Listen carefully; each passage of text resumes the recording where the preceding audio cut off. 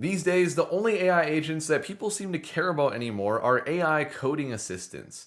No one seems to cover anymore building agents with LangChain or N8N or Pydantic AI. If you follow mainstream YouTube or LinkedIn, it just seems like these frameworks don't matter anymore. And honestly, I've kind of fallen into this camp myself. I used to cover all the time building agents with Pydantic AI and N8N and the OpenAI Agents SDK, building local AI agents. I was all about this, but then my channel has definitely shifted a lot more towards just using AI coding assistants effectively. That's just what is the most relevant right now. And a lot of these coding agents have released SDKs, so we can build our own agents on top of all the power they give us out of the box. And so there's this big narrative right now that we don't need these frameworks anymore. Let's just build everything on top of the Claude Agent SDK. And that is actually kind of true for some use cases. For these, everything you thought about building AI agents needs to be thrown out of the window. But then for other use cases, this isn't true at all. So there's a lot of nuance that we have to cover here. If you look at all of the business use cases out there with the billions of agents that are being built, a lot of them, maybe even a majority, are still being built on top of these more classic use cases.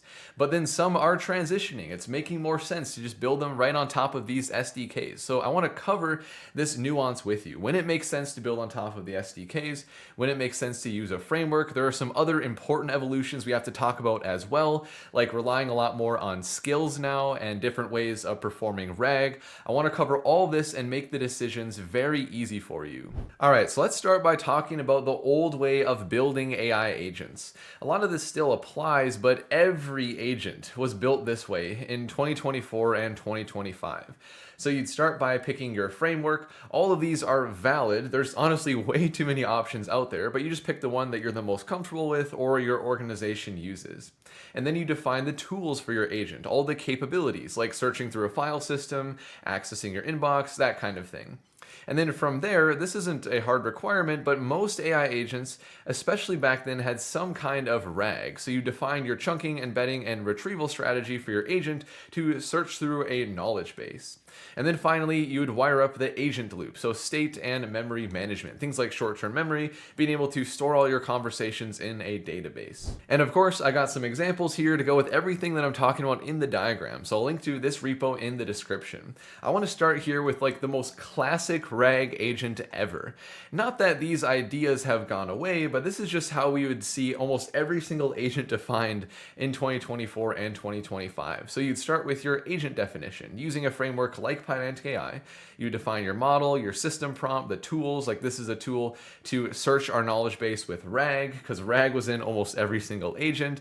So you'd have your chunking strategy and your embedding strategy and your ingestion pipeline. There was a lot of code here. And so within our database, like I love using Neon for my Postgres database. I still do for a lot of my agents. We have our documents here, and then we have our chunks. A lot of chunks. We'd manage all of our messages and sessions. Everything for our agent was managed in our own database. This is the way that it was done before all of the time. Now, the point I'm trying to make here is a lot of times that is still necessary, but there is a lot of glue code to create the agent infrastructure ourselves. There is a lot of complexity there. And so a lot of people are shifting over to using the batteries included SDKs. So building non-coding agents on top of a coding agent foundation with something like the Claude Agent SDK or the Codex SDK. And the beauty of using this as a starting point is there's a ton of prompting and tools that are built into the solution for us already. And they manage the conversation history for us. So we don't even have to store that part in our database. So it just gives us a launching pad. And we have support for skills and MCP servers. Those are the newer ways to build tools into our agents as well. And so it's not that you'll use these all of the time, and I'll cover that in just a second here, but it's so much easier to build agents on top of these SDKs versus doing it the old way, building with one of these frameworks. Take a look at how simple and powerful this is. Now I have my entire AI agent using the Claude Agent SDK in a single TypeScript file, and instead of defining my own AI agent, I just call right into Claude Code, and I define all of my options, like the tools that it's allowed allowed to use. So the ones that I want to leverage that are built right into the SDK. Also, I have sub agents that I have defined here. So we're adding in a lot more than we didn't even have in the other agent. MCP server, so I can build my own custom tools. So instead of defining the tools directly into our agent, we can create them as MCP servers, so they're a lot more reusable. We can do the same thing with skills. I have skills built into this agent as well, so it can generate PowerPoints for me. There's actually more built into this agent, and it's less code overall. We don't even need the RAG pipeline and everything, because for a lot of these Claude Agent SDK agents, you're just going to rely on the file search capabilities built right into the SDK. We can have hooks, we can set the permissions, we can build our own system prompt. We have everything that we had before and more. And if I really wanted to use RAG still, and we might, I'll talk about that in a little bit as well, we can just include that through skills and MCP servers. So I hope you can see how powerful it is to use these SDKs. It simplifies things so much for us because we're building on top of these tools that are powerful. There's so much attention going to these coding agents for a reason. And this is exactly what I'm using for my second brain. So I'm using the Claude Agent SDK for the whole heartbeat system that I built for my own second brain, inspired by OpenClaw. It handles all my integrations and everything I want it to take care of. It builds memories over time. It does daily reflection to basically learn from its work and my requests over time. This entire thing is using the Claude Agent SDK, which, by the way, if you're interested in learning how I've built my second brain using the Claude Agent SDK and Claude Code, I'm hosting a 4-hour workshop in my Dynamis community, Friday, April 3rd at 11 a.m. Central Time. So if you want to save yourself hours and hours every single week building a second brain on top of Claude Code, definitely come be a part of the community and join me for this workshop. And building a second brain with the Claude Agent SDK is just one of many very powerful use cases. However, there are some big limitations with these batteries included SDKs. This is what's going to lead us into the importance of still building a lot of our agents with these frameworks. So 3 key limitations that I want to hone in on with you right now. The first one is that these SDKs are significantly slower than what you can build with these frameworks. And the reason for that is there's a lot of reasoning overhead because there's so much built into these SDKs out of the box for you. So the convenience of having all these tools and support for things like subagents and skills and the prompting that's already there for you, like all that makes it very easy to work with these tools, but it means that you're coming into building your agent with something that's already a bit bloated, and that also makes it more token heavy. And so these two very much go hand in hand.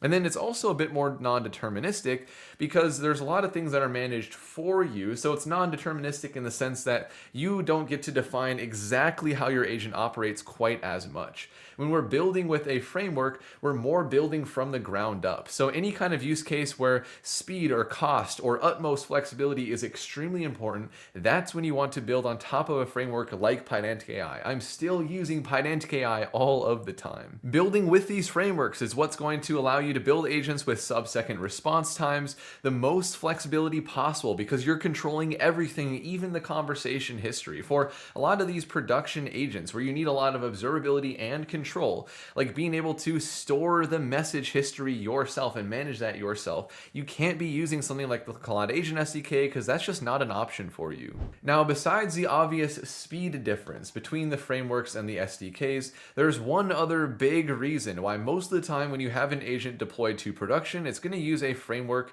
instead of the SDK, and it is all about cost.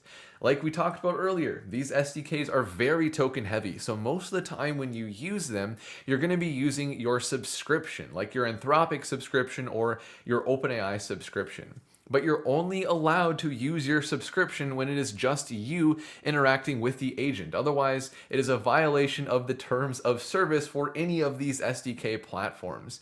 And so if you have multiple people using your agent in production, you have to use your API key. You have to pay an obscene amount for API costs. So that's really another limitation for these SDKs here. So that's why I usually use a framework. So it's going to be a lot more cost effective. You can really use it at scale and not worry about burning millions and millions of tokens. And using these frameworks, you still do have the ability to include all these modern techniques like skills and MCP servers. So it might be a bit more work to set it up, but it's still very realistic. And let me show you this with an example actually. One of the things you might think is missing out of the box for these agent frameworks is support for skills. And so that's the main way to give capabilities to our coding agents now, and we're just starting to see it added into these agent frameworks. And so what I did, I'll link to a video right here where I cover this more in depth, is I created a Pydantic AI agent where I added in my own support for skills. So you have your skills directory here with all your skill.md files. Everything works the exact same as it would in Claude Code.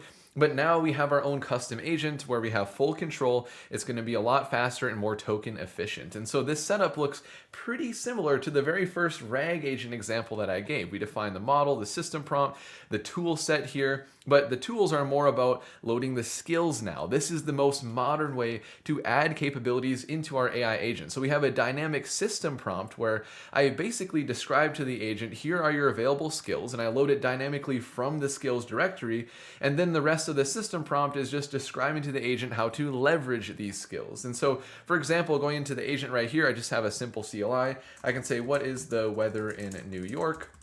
And just like Claude Code, this agent is able to call a tool to load the skill. So it brings in the skill.md, which gives it instructions for how to make the API calls, and then we get the current weather in New York. But take a look at how fast that was. That would take at least 10 seconds to get an answer from the Claude Agent SDK just because of how bloated it is. And so it's very easy to build any capability you need into your own agents, especially with the help of AI coding assistants now. So sometimes you just want something out of the box. The Claude Agent SDK is great. Other times you need that speed and scalability, and it's not going to be that difficult to use a coding agent to help you build this all yourself. I use Claude Code to help me build this Pydantic AI agent. So with all of that context setting the stage, I now want to cover the super simple decision framework for you. Should you go with an SDK or a framework? So we'll talk about this, and then I'll get into RAG because that's really the last component that I haven't hit on too much that I said was a part of the old way. It's still relevant, but then also some strategies with existing tools that replace it. We'll talk about that in a second. But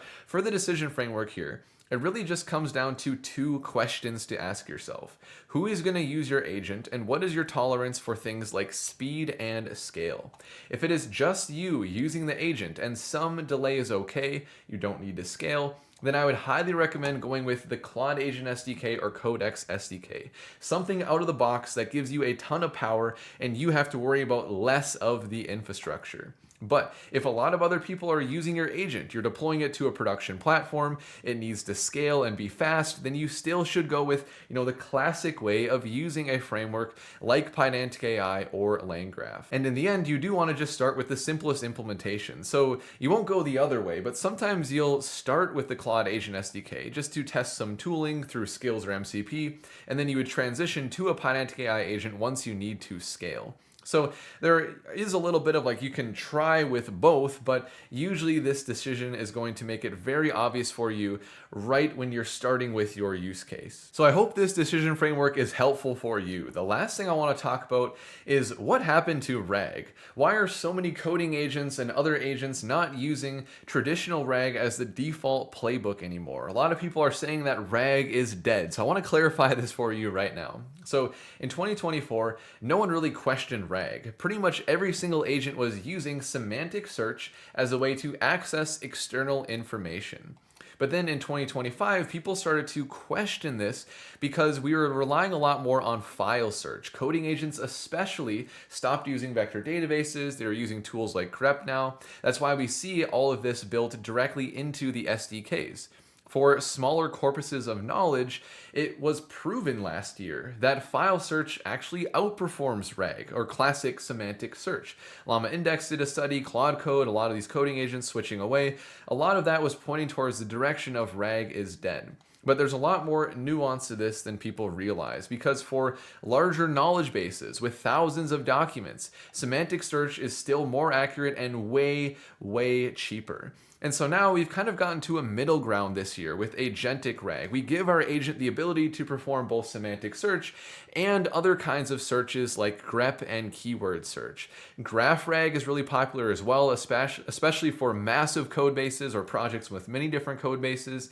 So at an enterprise level, RAG is still used for AI coding, and then for most AI agents, we still need RAG to access our knowledge bases. File search is not enough. It's a good starting point and it works better for smaller knowledge bases, but you still need that for a lot of your agents. For a lot of my AI agents, I'm still spending a good amount of time in my database trying different RAG strategies, building around semantic search. Even with the Claude Agent SDK, building semantic search through skills and MCP servers. And second brains are a good demonstration of this. I've built mine on top of the Claude Agent SDK, but I use both the capabilities built right in, and then also I have my own RAG setup that's actually inspired by OpenClaw, also built in for semantic search. So to summarize everything here, match your tool for your use case. There are a million use cases that are great for the SDKs, and just as many, if not more, where you want to use a framework and build it more from the ground up. And I hope this decision framework has made it really easy for you to think about that for your own AI agents. And so if you found this helpful and you're looking forward to more things on building AI agents and agentic coding, I would really appreciate a like and a subscribe. And with that, I will see you in the next video.